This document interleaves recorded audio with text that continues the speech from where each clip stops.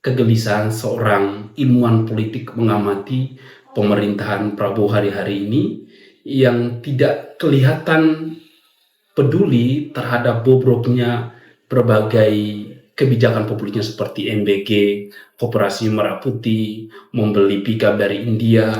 Oposisi sebenarnya melemparkan ide untuk menggagas makar, menggerakkan aksi massa, tetapi SBY tidak begitu mengurus, dia fokus bekerja dan akhirnya masa oposisi mereda begitu saja. SBY menyelesaikan dua periode pemerintahannya dengan baik tanpa dimakarkan.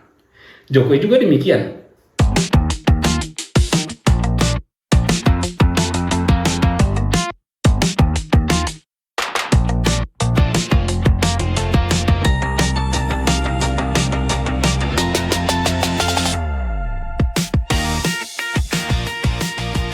Halo teman-teman, apa kabar? Jumpa lagi dengan saya di episode 4 Notit. Hari ini kita akan membahas satu isu yang hari-hari ini sedang panas digoreng oleh teman-teman pendukung pemerintah di berbagai media sosial, termasuk di kanal-kanal konvensional. Ini perihal viralnya video Saiful Mujani ketika memberikan pandangannya di diskusi intelektual bersama para aktivis dan akademisi di Utan Kayu, Jakarta Timur pada tanggal 31 Maret lalu. Nah, kita akan membahas isu ini di dalam 3 langkah. Pertama, saya akan mengklarifikasi kenapa pernyataan Saiful Mujani itu bukan sesuatu yang salah dan tidak layak untuk dikatakan sebagai makar dalam arti yang seperti dipahami banyak orang. Saya tidak akan bicara dari sisi hukum, tetapi dari segi teori demokrasi, lagi-lagi. Yang kedua, saya akan tunjukkan bahwa reaksi berlebihan dari para pendukung pemerintah yang terlalu reaktif dan sumbu pendek ini justru akan menjadi bumerang untuk pemerintahan Prabowo sendiri. Dan yang ketiga, kita akan menjawab satu pertanyaan. Sampai batas mana demokrasi mentolerir kebebasan? Kita mulai dari yang pertama. Viralnya video Saiful Mujani, dan Saiful Mujani dituduh menggagas makar. Sebenarnya Saiful Mujani menyampaikan pandangannya di forum terbuka. Ini diskusi akademik, bukan pidato politik formal untuk mengajak orang mengkudeta pemerintahan yang sah, ataupun juga aksi mobilisasi di lapangan. Jadi sebenarnya dari segi itu aja kita sudah katakan dan sudah bisa menyimpulkan Saiful Mujani tidak sedang melakukan makar.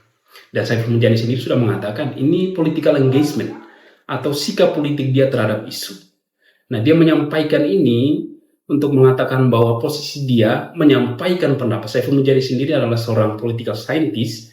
Dia pendiri salah satu think tank, political think tank dan survei tertua dan termodern, kredibel di Republik ini, SMRC. Dan pendapat seorang ahli tentu saja bisa dipercaya. Saiful Mujani mengatakan ini pendapat dia, sikap politik dia, bukan ajakan untuk turun ke lapangan, turun ke jalan untuk memakar pemerintahan yang sah. Dan yang kedua, pandangan Saiful Mujani sendiri sebenarnya at least bisa ditafsir ada dua hal. Pertama adalah ungkapan keresahan, kegelisahan seorang ilmuwan politik mengamati pemerintahan Prabowo hari-hari ini yang tidak kelihatan peduli terhadap bobroknya berbagai kebijakan publiknya seperti MBG, Koperasi Merah Putih, membeli pickup dari India, ataupun bergabung dengan BOP yang bermasalah. Prabowo kelihatan tidak peduli dengan berbagai kritik dan dia tegar tengkuk mengatakan semua polisi dia baik-baik saja dan terus berjalan. Nah, pesan kedua baru semacam menggagas gagasan people power, makar. Tetapi pertanyaanlah kenapa para pendukung pemerintah ini malah menyeruti isu makarnya, bukan keresahan dari seorang pengamat politik yang sangat memahami Indonesia soal keresahan dia terhadap pemerintahan Prabowo Gibran yang kelihatan tidak becus dari ukuran-ukuran akademik. Nah, sebenarnya di dalam sejarah Indonesia sendiri, kita melihat di pemerintahan Jokowi dan SBY sudah terdapat beberapa presiden. Sewaktu SBY memenangkan pilpres keduanya, di tahun 2009, oposisi sebenarnya melemparkan ide untuk menggagas makar, menggerakkan aksi massa. Tetapi SBY tidak begitu mengurus, dia fokus bekerja. Dan akhirnya masa oposisi mereda begitu saja. SBY menyelesaikan 2 periode pemerintahannya dengan baik, tanpa dimakarkan. Jokowi juga demikian. Dia Amin Rais secara terang-terangan mau menggagas people power. Dan sempat ditanggapi oleh kalangan pendukung Jokowi yang kurang berpikir seperti Projo. Tetapi Jokowi fokus bekerja dan 2 periode selesai. Ini menunjukkan bahwa soal gagasan people power maka itu sesuatu yang biasa di Republik ini. Dan lagi di dalam banyak pemerintahan di Indonesia dan negara lain itu terbukti bahwa demokrasi itu ditegakkan justru dengan makar. Demokrasi reformasi di Indonesia itu baru bisa menyingsing ketika Soeharto ditumbangkan dengan people power. Di India, Ferdinand Marcos itu ditumbangkan pada tahun 1986, itu juga people power. Barusan di Nepal itu juga Perdana Menteri ditumbangkan dengan people power. Nah, jadi people power itu sebenarnya sesuatu yang sahih sebagai salah satu kanal alternatif ekstra konstitusional untuk menegakkan demokrasi ketika pemerintahannya sudah begitu otoriter dan tidak mendengarkan keluhan-keluhan publik. Nah, kenapa ujaran Saiful Mujani itu sebenarnya tidak bisa dikategorikan sebagai makar? Pertama, Saiful Mujani sebenarnya mereaksi potret pemerintahan Prabowo hari ini yang secara makro tidak begitu peduli terhadap bobroknya implementasi kebijakan seperti MBG, lalu Koperasi Merah Putih dan lain-lain. Saiful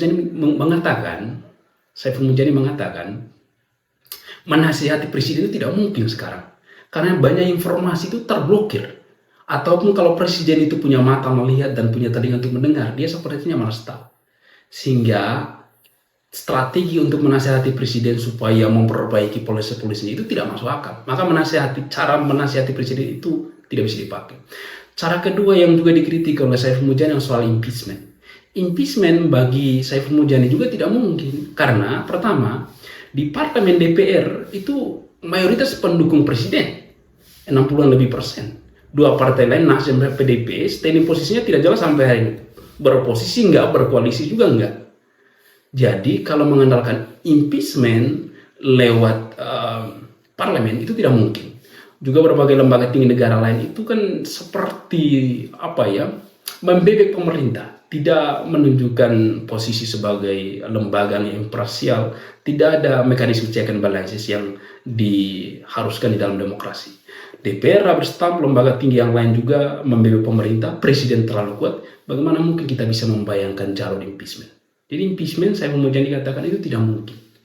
Maka alternatif satu-satunya yang ada adalah ya people power, menggerakkan massa untuk menggulingkan presiden yang tidak mau mendengarkan keluhan masyarakatnya. Tapi lagi-lagi Saiful Mujani menyampaikan pandangan itu dalam konteks diskusi akademik intelektual. Jadi ini kebebasan berpendapat, ini pandangan, gagasan. Bukan pidato politik, bukan aksi di lapangan untuk memaksa presiden turun dari kursinya. Bukan. Jadi tidak bisa dikatakan bahwa Saiful Mujani sekarang sedang mendorong adanya makar. Nah, sekarang kita masuk ke yang kedua. Bahwa reaksi berlebihan dari para pendukung pemerintah ataupun kalau Prabowo barangkali itu justru akan menjadi bumerang terhadap pemerintahan Prabowo. Kenapa? Logikanya sederhana. Kalaupun gagasan untuk menggulingkan pemerintah, people power yang diterjemahkan dalam aksi konkret, pemerintah dan para pendukungnya tidak harus merasa takut, nyalinya tidak harus ciut. Karena pertama, 2 alasan kurang lebih.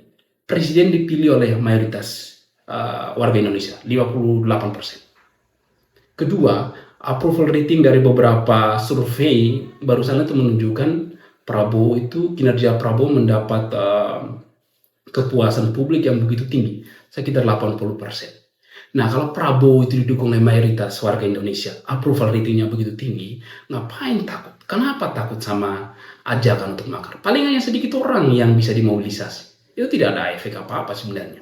Itu pun bernafas pendek. Demonstrasi di Republik ini pasca reformasi kita paling lama. Kita ingat tahun lalu Agustus, itu 1 bulan selesai, akan bubar dengan sendirinya dan pemerintah kembali ke aktivitas normal. Ngapain takut?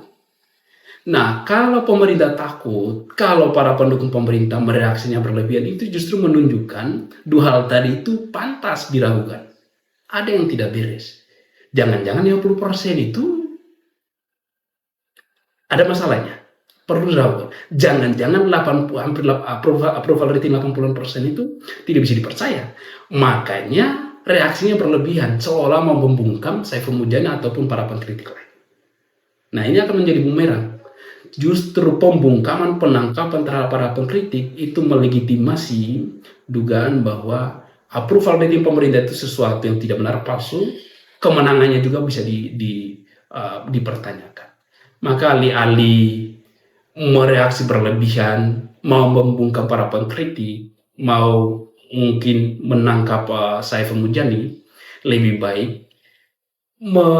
membuka diri untuk dikritik dan fokus pada performa kerja. Semakin pemerintah bekerja baik, semakin banyak warga yang puas dengan kinerja pemerintah. Tidak ada orang yang mau turun jalan untuk memprotes pemerintah. Kita masuk ke yang ketiga, yakni soal sejauh mana demokrasi mentolerir kebebasan berpendapat. Pertanyaan ini sebenarnya isu klasik dan sudah dijawab oleh John Stuart Mill dalam bukunya On Liberty yang terbit tahun 1859. John Stuart Mill menyebutnya dengan the marketplace of ideas, the marketplace of ideas. Gagasan dasarnya adalah kebenaran itu akan muncul jika ide-ide dibiarkan bertarung bebas. Nah, John Stuart Mill yakin bahwa cara untuk mengalahkan informasi atau pernyataan atau pendapat yang salah di ruang publik adalah bukan dengan pembungkaman atau penangkapan terhadap para pengkritik, tetapi dengan semakin membanjiri ruang publik dengan lebih banyak informasi, data, dan kebenaran.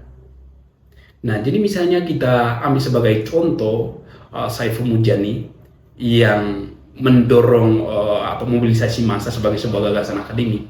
Kalau itu dianggap salah, cara untuk membenarkan atau untuk mengalahkan pendapat itu adalah bukan dengan membungkam atau menangkap Saiful Mujani, melainkan pemerintah atau para pendukungnya itu memberikan lebih banyak data yang benar, informasi yang pernyataan yang bisa dipertanggungjawabkan argumentasinya di ruang publik.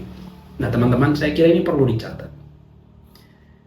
Cara terbaik untuk membenarkan pendapat yang salah di ruang publik atau memenangkan pertarungan ide-ide di panggung publik adalah bukan dengan pembungkaman atau penangkapan atau penertiban terhadap para pengkritik, melainkan dengan cara membanjiri ruang publik dengan semakin banyak informasi yang benar, dengan data-data yang sahih, dengan argumentasi yang logikanya kuat. Salam.